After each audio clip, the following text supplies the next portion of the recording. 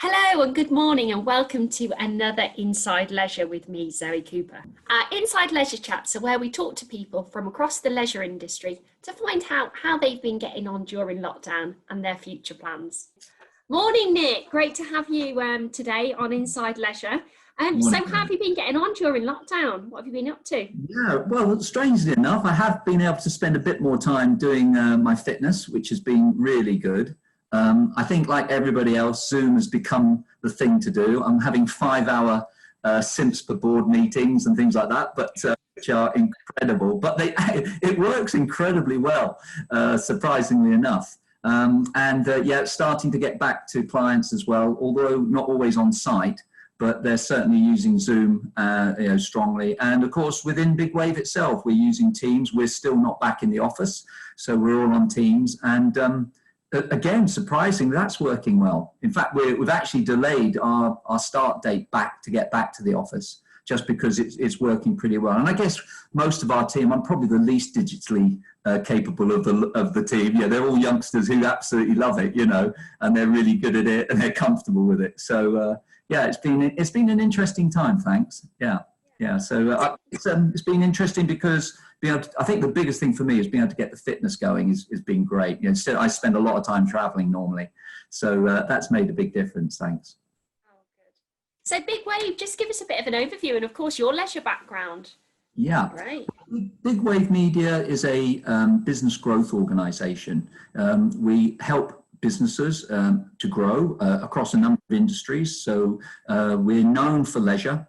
But we work within osteopathy, we work in building trade, all sorts of industries, locally particularly. Nationally, though, we are known for leisure, and my role particularly within it is with my specialisms are health and fitness, membership growth, and also swimming lessons and sport. My background, I was formerly a quest assessor for sports development, and I've always, one of my hobbies is I'm a head coach of a badminton and performance centre, and anybody that knows me knows that I love badminton as well. Yes, you do. Yeah, and I love sport actually, and yeah, and that's my background is I was responsible for originally when I was partnership manager for DC Leisure. I was national partnership manager for and I was responsible for helping to grow their 55 swimming pools. Worked through a lot with that. And then moved across to Bigwave, where we've now worked with 424, I think, at the last count, swimming pools nationally since I've been at Bigwave for 15 years, and it's been a fantastic journey. I stopped counting when I got to 100,000 extra children a week on swim school programs. I stopped counting. I wish I hadn't, because I kind of feel that it would have been a good figure to have quoted to people, but. Some of the swim schools we've increased have been fantastic, and that's my background, is working probably three out of 5 days a week. I'm working with clients. This is pre-lockdown, with clients on swim schools or health and fitness. I guess it's 2-to-1 swimming pools to health and fitness. And then there's a few other things. I love it when I do work with tennis centres and other sports as well. The badminton sometimes, cricket, all sorts of different sports. And that's my background. Originally, I was a PE teacher. I trained as a PE teacher. I did a 4-year B.Ed at Exeter University. So that's my background. And I'm what was in the old days an advanced swimming teacher. So I've still, and that's why I started an outdoor swimming pool in South Suffolk District Council at Woodbridge. It was an outdoor pool, and we used to do 20-minute swimming lessons. We used to teach 20-minute swimming lessons. And Robbie Ward, who was my manager, and used to say, you've got to get them to push and glide, so that's non-swimmers, to push and glide for 5 meters with their face in the water, otherwise they get their money back. You imagine that. and he never gave any money back either. So you can imagine the pressure that was on you on Thursday of a crash course. And 4 out of your 5 children still wouldn't put their face in the water. But so it's an interesting one there, because that became one of my dissertations when I was at Exeter University, was teaching the non-swimmer to swim, and this idea of if you overcome the child's fear of putting their face in, touch, taste, hearing, sight, smell, the bubble under the nose, all those things that we know as swimming teachers that you teach, actually they'll put their face under the water. So we as a team got really good at focusing on the sensors and getting the sensors, getting the children's senses used to water, so the children would put their head up, and you weren't obviously allowed to dunk them under, so you had to get them doing it voluntarily. No, brilliant. So anyway, great. That's my background.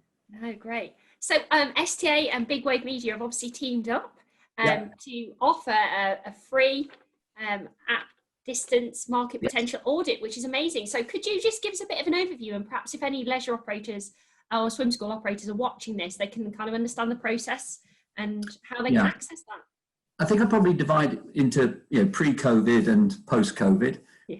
Pre-COVID, I think a lot of operators knew that they'd got potential in their swim schools. A lot of the ones that I start to work with had grown their swim schools significantly. They then flatlined, maybe 2 years.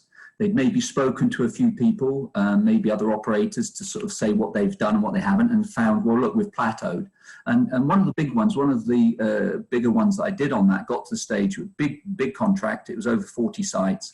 They kind of plateaued and said, right, we've done everything we can. What's the potential? And the at-distance audit potential that we do for free came in, we put it in. We ran the stats, we run it through Experian demographic. That's the same demographic assessment the government uses, and we came out with an increase in potential turnover over 3 years of 4.8 million. Wow. That was a large increase when you think that the operator there, the ops director, felt that they'd flatlined, there wasn't any more potential. So, and then after 3 years of operating, working with them, we missed the 4.82. We hit 7.2 million increase in turnover. Yeah. Wow. So I think what I would say is, what is the audit? The audit is about identifying the potential. And a lot of the clients I work with, and by the way, that's a 40 site. We work with single site pools as well.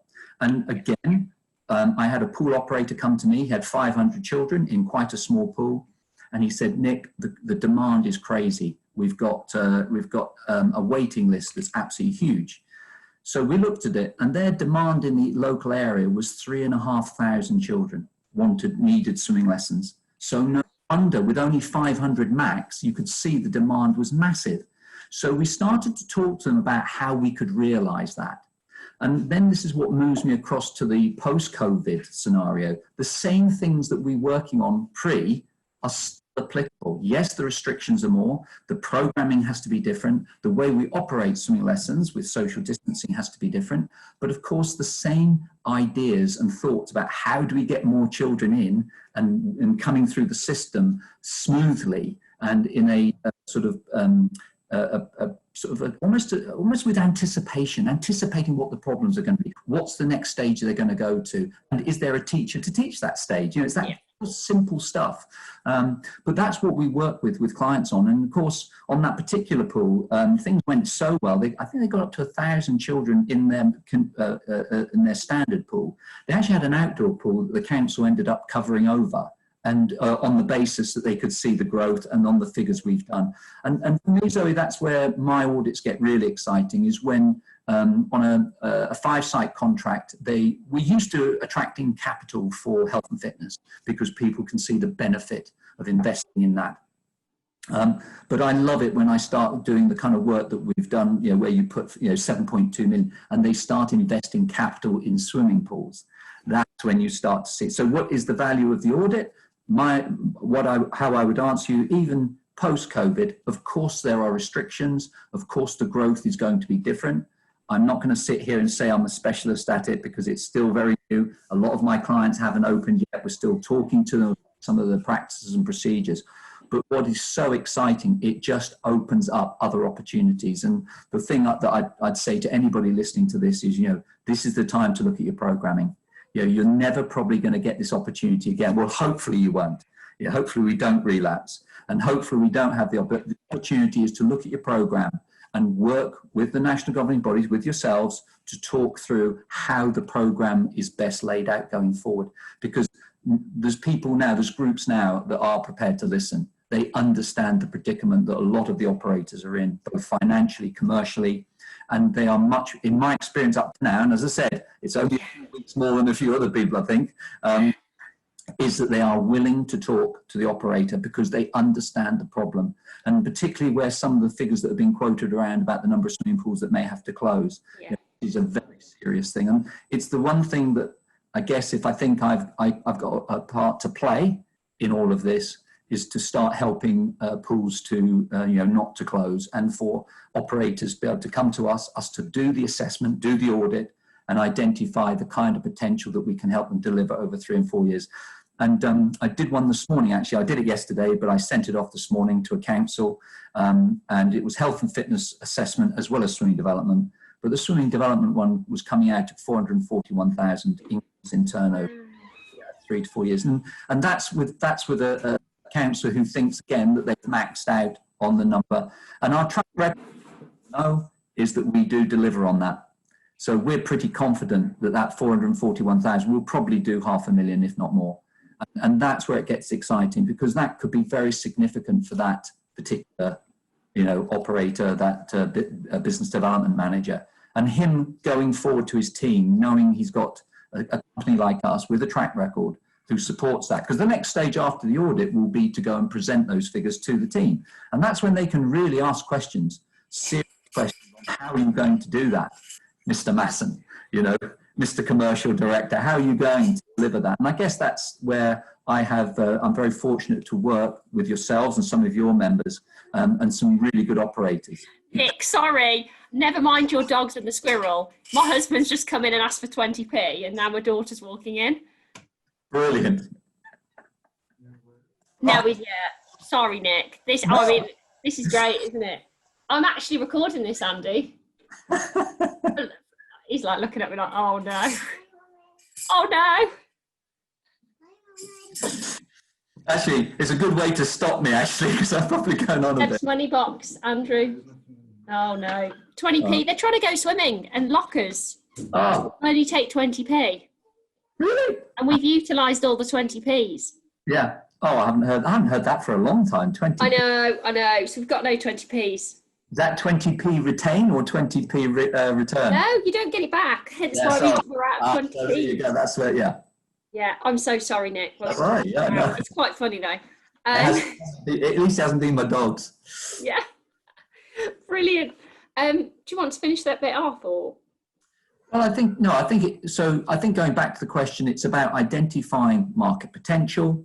Hopefully it doesn't always identify the maximum amount that people want. Obviously some people come back and they say, is that all the potential there is? And the process we followed for about 12 years. So it is a very standard process we follow. The figures that we come up with are the figures that we've developed. On average, we deliver over that 3 to 4 year period, over the 12-year period that we've done for clients. So it's a real average. The next stage, if we want to get into the detail, is the full on-site audit that we do. There is a cost for that, but again, it's based on the value we think we can get on that return of investment. And that's what's important to us. We don't want to work with clients unless they really can see a really good return on their investment with us as a company. And of course, once we start knowing what the potential is, we've got 48 of us at the team that can work with them on the marketing, the SEO, the website, whatever it is that needs to be developed to help them realize that potential as well. So yeah, we've got a good team that support me. I'm not, I talk as though it's, it's myself working with the clients, but it's actually the full team at Bigwave. Yep, I generally head up the swim development projects and health and fitness projects, on behalf of Bigwave, but there's a massive team that help me. So when we go and do the full audit, most of the work's done before I even get on site. How about that? Because they check the performance of the website, they look at competition, who the competitors are. So, even before I get there, I've got a pretty good idea of whether I'm going to meet the target, or not. So it's, it's interesting, and I really enjoy it. And again, it's not too onerous. It just starts with a simple matrix we send to your client, and they fill out. It's just the postcode of the site, the number of swimmers that they've got, and we do ask them for their opinion of the maximum number, because that then tells us where their thoughts are, and just a little bit of information, and then we run it through Experian. Comes out the other side, comes out with what we think is the total for over a 3 to 4 year period. It isn't the max. We've got a client who's at, they were 2.5, well, I'm going to talk about this, later perhaps, but, some very interesting clients who come up with a figure. We grow it, maybe double their numbers, but then we run the demographics again, because some areas, certainly some of the metropolitan areas, are growing really quickly. You know, so the number of houses being built in an area can grow within a 3 to 4 year period. So suddenly you run your demographics again, and suddenly you've got a new figure. So we've had one client who was at about 10,000 swimmers a week, but we know their map potential is growing, going to grow. There's a 20-year forecast we can do, but even in the 10-year, there's a massive growth of development, housing development. So they're going to get to 15,000 quite easily a week. But again, they have to be able to make sure their sites can accommodate that sort of number. Hence why I come back to programming. Brilliant, thank you. So if anyone is interested, what we'll do is we'll put your contact details at the bottom of this video so they can just make contact with you, Nick, if that's okay. No, not at all. Thank you so much for joining us this morning. Insightful, and yeah, it's been a pleasure. Well, I think the key is anyone that wants to talk to us, we always start with an informal chat, you know, and either by email or just, you know, talking it through to say what we do. And then there's a bit of this free assessment is free. It's worth about £1,500. You know, I have been paid in the past for it because some people have just said, Nick, we want it done again and again, particularly, you know, if they're working on a bid or something like that. So they sometimes pay us for doing it, but it's a free assessment. It gives them a starting point, and then what we can do afterwards, we've got the tools and the knowledge. We work with yourselves very closely so that we can bring you in for advice on the technical side and the information we need there. I'm excited, so it's going to be a really good partnership. I'm excited because I think some of your clients might have their eyes open. We've already worked with about 5 or 6, you know, of your clients, and they've had their eyes open to what the potential is. And one in particular, I won't name them because I wouldn't want to embarrass them, but they've really had their eyes opened about what they can do. They're looking at getting their daughter into the business, a whole load of lovely kind of what I call nice things that have happened for that particular client, just because they've said, so I can do this, we can do this, the potential's there. And I'm saying, yep, I really believe it is massively, and you're brilliant at what you do. So come on, you know, let's get the business going. And it's given them the confidence. So a lot of what I do is the mentoring and coaching side of businesses, you know, to give them the confidence to grow. So even when we're up at the millions, you know, even that is a confidence for the management team, you know, because you're talking to 20, 30 managers at a time.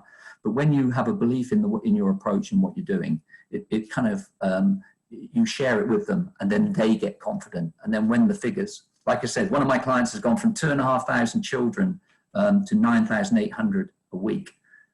So yeah. Amazing. Thank you so much, Nick. It's been a pleasure. And we'll speak to you soon. Bye. Wonderful.